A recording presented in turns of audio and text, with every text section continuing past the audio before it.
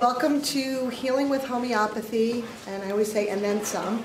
And I think we're going on our second year right now, and we've had some very amazing speakers over the last couple of years. And tonight we have two excellent presenters. We have Valerie Dejean.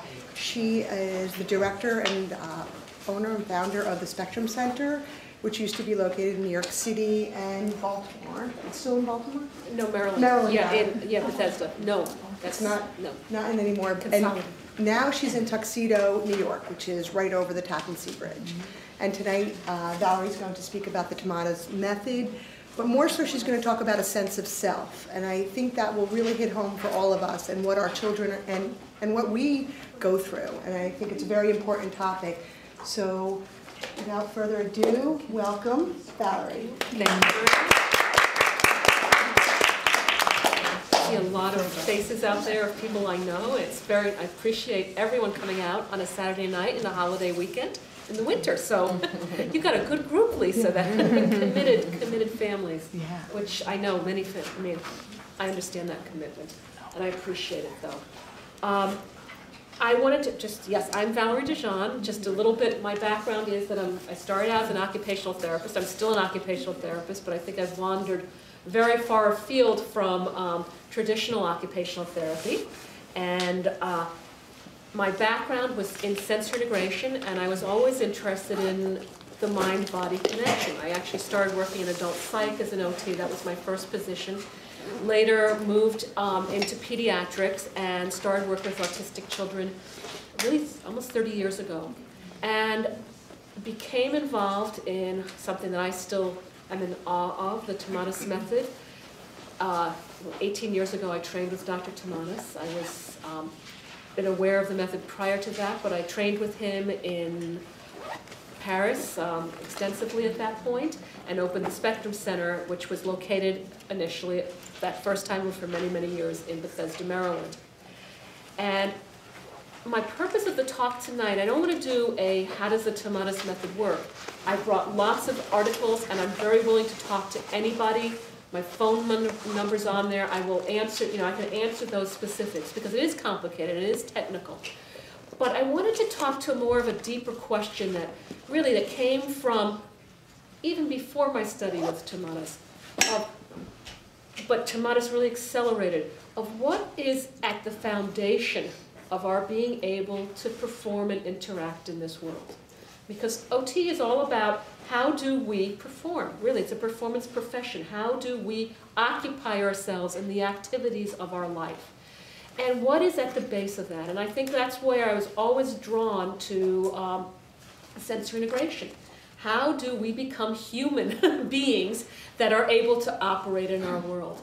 And I've always been in awe of what the Tomatis Method does and how I think it enhances that capacity of having a self, of having an executive that's in the driver's seat, that is in charge of our lives, our own lives. And I think if we all sort of reflect back, you sort of think, just for a moment, think about, what you did this morning. You woke up, what did you have for breakfast? What did you do after that? What were all the events before you came here tonight? And I think as you think back on yourself, you have a sense that there's somebody inside you. There's like a soul, or there's an awareness or a consciousness of who you are. And it's the first thing we test if we're getting old. What's your name? What's the date? Who's the president? We're testing that consciousness, that sense of I that we have. And I am more and more convinced that it's that sense of I that is not developed, certainly in the autistic child. Okay? They don't have that sense of I or me. And I think it's also deficient in children who have learning disabilities, auditory processing, sensory integration disorders. That is not there. So I think my sort of mission in life, or what has interested me and kept me looking, is how do we develop that sense of self? Okay, what can we do? How does it happen? What's it about? How does it just happen? A normally developing child, what the heck happens that they just get that? Okay, and then how can we intervene to develop that when that's not going correctly? And I think that's where I've been in awe of the Tomatis Method, because I think it's quite unique in that it really I see it time and time and again. It seems to jumpstart that. So I'll just sort of backtrack a little bit. I first heard about the Tomatis Method in the late 80s, early 90s.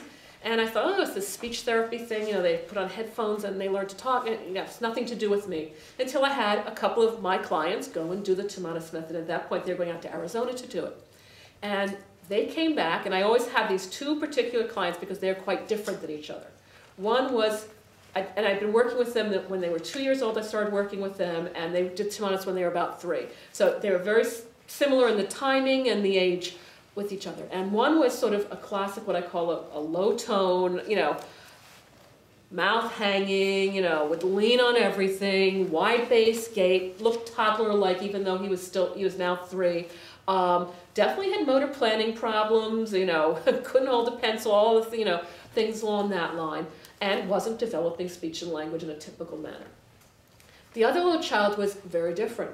Was a very, I mean, this little child, I remember I saw him in his home the first time, and he had to sleep on a mattress this thick on the floor because he couldn't transition out of bed. It must have been like a cliff for him, okay? He would see the cracks in the floor on the tile, and he'd get down on hands and knees to get over them. And this kid, it didn't matter where you were, he was going to find some kind of ceiling fan and stare at it. So he had all of these types of characteristics. And I'd worked with both these kids for a year. And the one who was like really the ceiling fan and I would try to get him on my bolster swing, and I'd have my bolster swing about this far off the ground, try to get him on. Year of work, I couldn't get him on my bolster swing. He went to do Tomatis, came back, gone for 3 weeks, pops on the bolster swing like, no problem. It was like, what changed in this child? And the other one who was low tone and mushy and whatever, all of a sudden he was standing taller. He looked like he'd grown 3 inches when actually it was just his posture had changed and improved. So I said, I've got to find out more about this. And I started reading at that point what little was translated into English about the Tomatis Method. And he was saying some very similar things about the ear's role in our physical development, much the same thing that Jean Ayres was talking about. And I said, of course, they're talking about the same brain, and they were influenced by the same people. You know, they all stood on the shoulders of giants, but they were talking the same language, and that got me interested in learning more about it. And next, finding myself on a plane, taking initially the first part was a 6-week training program with Tomatis, and then later that year I had to go back for another 3 weeks. It was a very extensive training, and I feel I was privileged to have been in the presence of what I think was a genius. Okay, he had his faults, I know those, but he was, the things that he came up with and thought of, I think, are amazing. And I continue to be astounded by reading him. And one little line he says, of course it's this and it's connected to that. And I'm like, how did he come up with that? How did he know that? So I've been in awe. So I opened the Spectrum Center, really in my mind thinking of the Tomatis Method was another way of treating sensory integration. And sure enough, that's what I saw with the kids that I was seeing. Yeah, I saw better postural functions, better muscle tone, better sense of where they were in space, changes in their regulatory function. They were sleeping better, they were eating better, tactile defensiveness, even though I wasn't brushing or doing anything, improved. I saw all these types of changes. You know, motor planning improved, they were more coordinated. That all made sense to me from my paradigm of sensory integration. I understood that.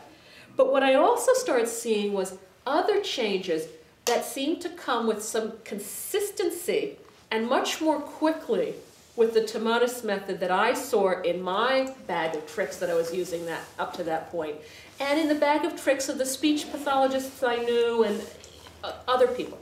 There was something different. And one of these things that really struck me was these kids almost universally would start to finally pretend play, you know.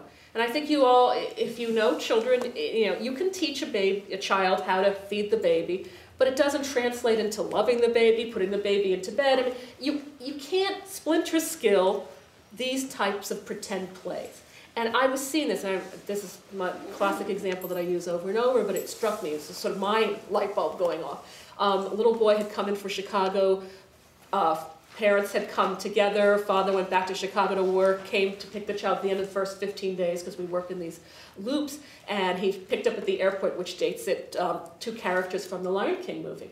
And gave him to his child. We're sitting in my office, and I had this little ottoman, and I'm talking to the parents.